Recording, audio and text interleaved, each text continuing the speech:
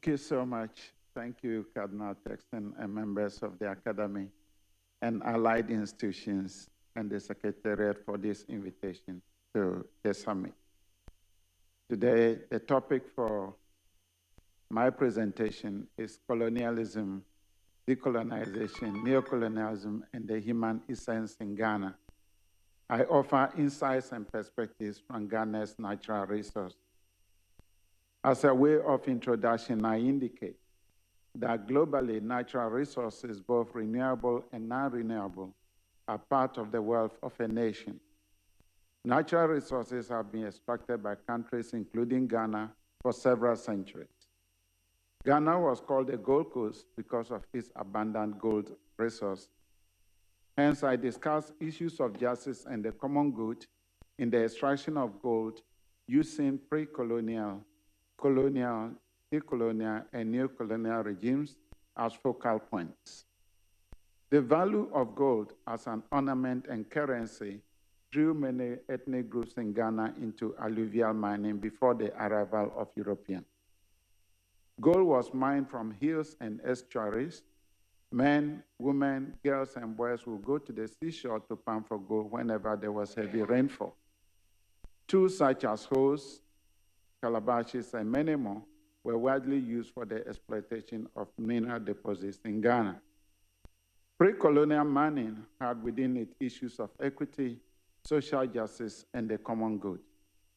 Everyone within the community had access to the mineral resources, and families could not have monopolized rich areas for themselves alone. The chief and community members ensured that wealth accumulation was wealth accumulation based on gold was monitored and democratized.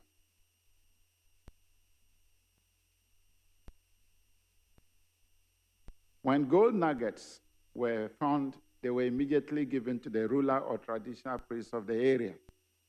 The chief or traditional priest kept the nugget for the public good of the community. Apart from nuggets, chiefs also got remunerated from entitlements from gold that was mined in their area. During the pre-colonial period, wealth based on gold mining was well contained within communities and was central to the articulation of community, ethnic, and royal prestige. In the pre-colonial period, mining went hand in hand with social justice and the common good.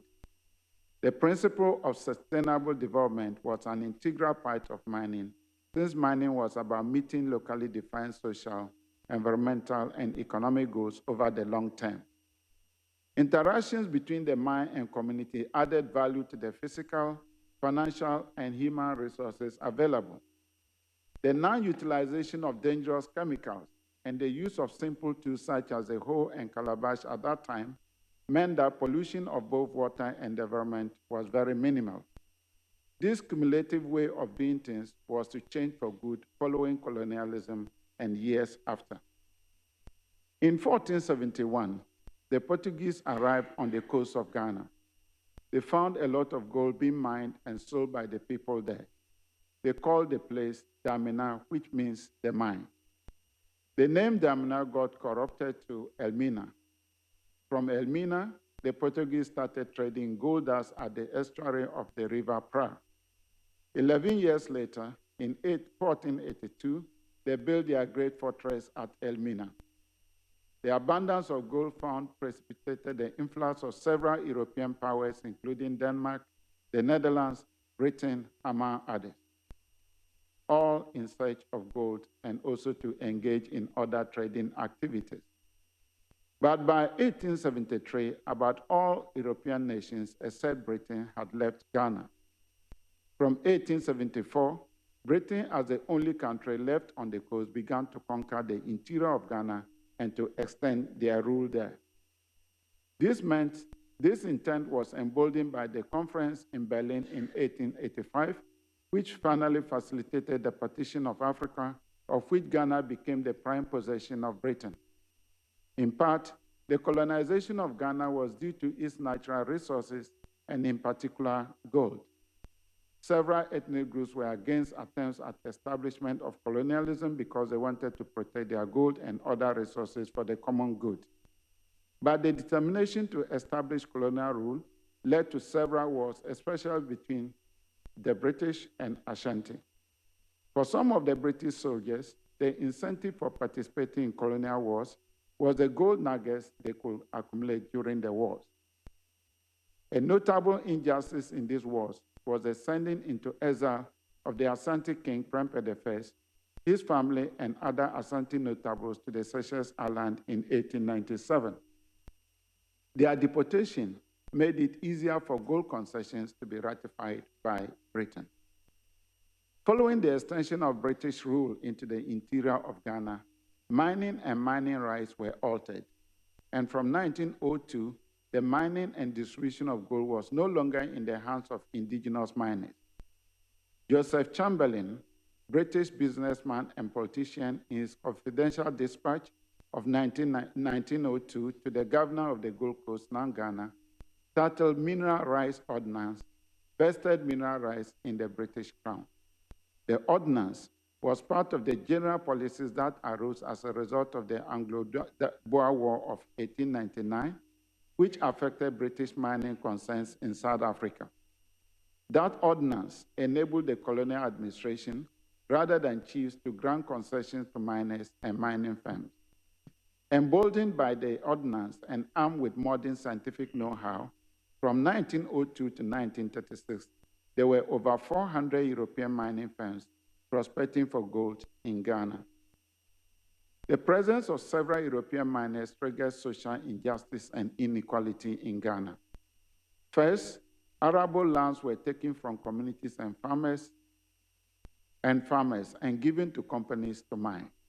Such lands range from 26,000 square feet to about 72,000 square feet.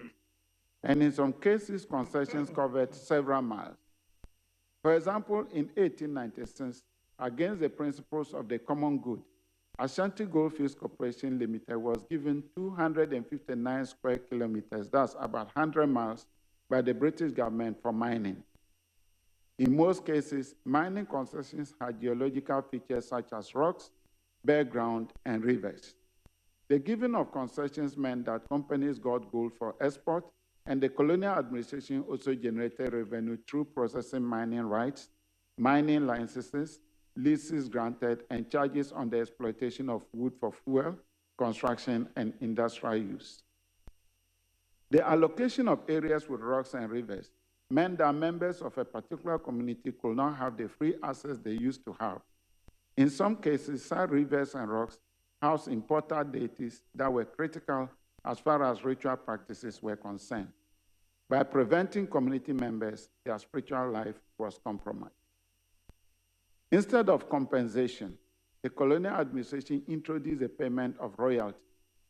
The intention for introducing royalties is not a bad idea, since it was supposed to serve the common good of communities where mining took place. But the irony was that by such arrangements, chiefs and not farmers got paid for their lands. Such an arrangement became possible because of the altering of the traditional governance system following the introduction of the indirect rule system, where chiefs were considered critical in British administration and were supposed to implement policies from and for colonial administrators. Since royalties were a fraction of the total value of gold mined and exported, communities felt royalties did not meet the basic requirements of social justice and the common good. That led to protests against unfair treatment by mining companies, especially their refusal to pay compensation directly to farmers who had lost their farmlands due to mining activities. Apart from social injustice arising out of lack of compensation, there were some labor-related problems. Mining concerns depended on the colonial administration for recruitment of labor to the mines under the Master and Servant Ordinance.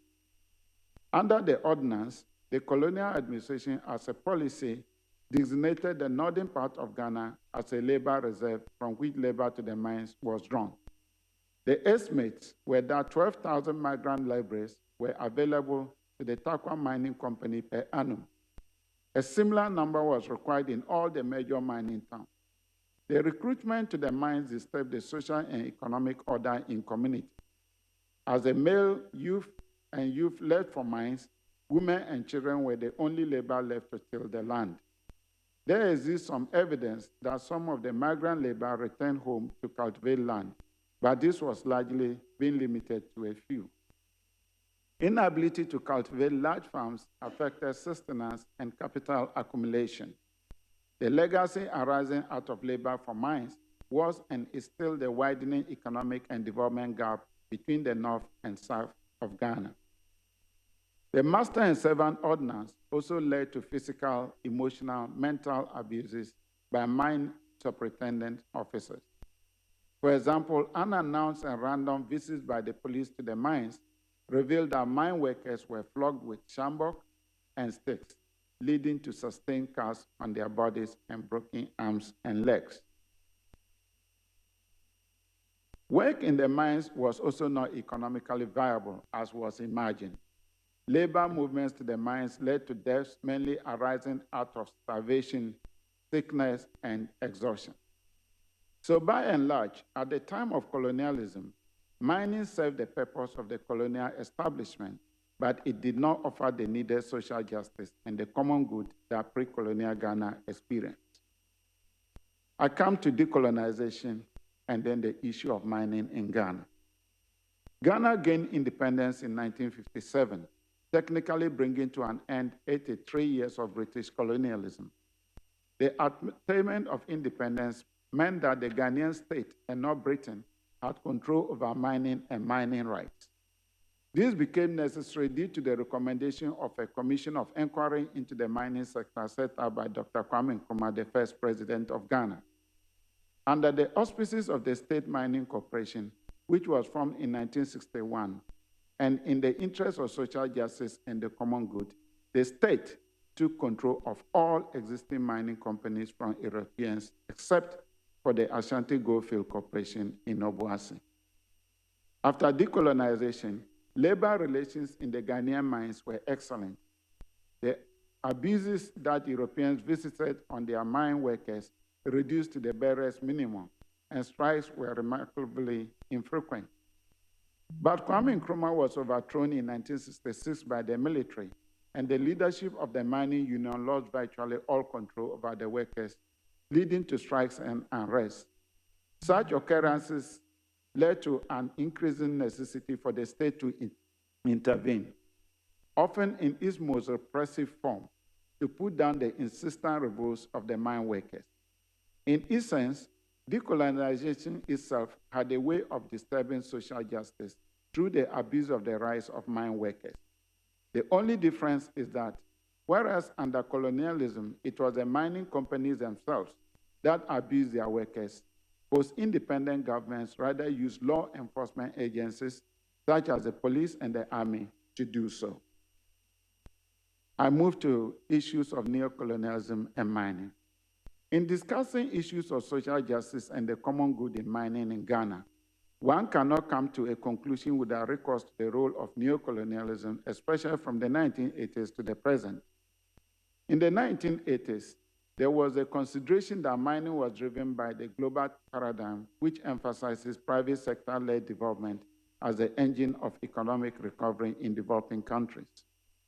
That was indeed the thrust of the Structural Adjustment Program, as prescribed for developing countries by the World Bank and allied institutions since the early 1980s.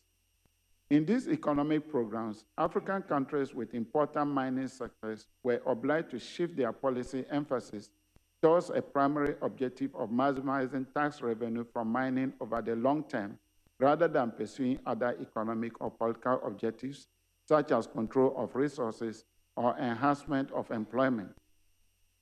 According to the World Bank, this primary objective could only be achieved by a new division of labor, whereby governments focus on industry regulation and promotion, while private companies take the lead in operating, managing, and owning mineral enterprises. Critical to the reforms was the liberalization of the mining industry. The reforms fall perfectly in the domain of neocolonialism, which is the use of economic, political, cultural, or other pressures to control and influence other countries. The neocolonial reforms in the mining industry based on IMF recommendations enable many expatriate companies to acquire concessions to mine gold in Ghana and also gave more access and power to already existing mining companies. With several foreign mining companies operating in Ghana, Ghana is back to the resource colonization phase by mining companies mostly from the United States, Britain, China, Canada, Australia, and South Africa. The operations of the mining firms compromise societal existence in many ways. Intensive mining has led to relocation and resettlement of communities around Takwa, Obuasi, Azum, and Abuaso. Such relocations have very negative consequences on the cultural heritage of the communities since they are distant from their ancestral link and their indigenous knowledge systems truncated. Additionally, there's evidence of increasing deaths, injuries, death, and safety risks associated with operations of mining companies in Ghana. Dams created to hold wastewater from the mines have become breeding grounds for mosquitoes and flies, and evidence exists that in some of the mining sites, the incidence of malaria has increased. Rivers have been contaminated from mining activities due to the discharge of effluent which contain toxic chemicals such as cyanide and other organic chemicals used in the processing of mineral ore.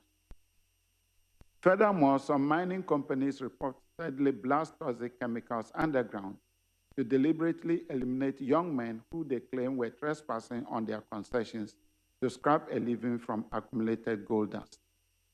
16 men died after inhaling the toxic chlorine gas in Bolgatanga in 2019, and dozens have already been killed in the area in a similar manner in 2013.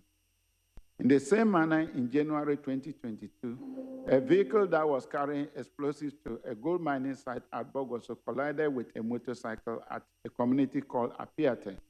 17 people died, 59 people got injured, 500 houses destroyed, and 3,300 displaced.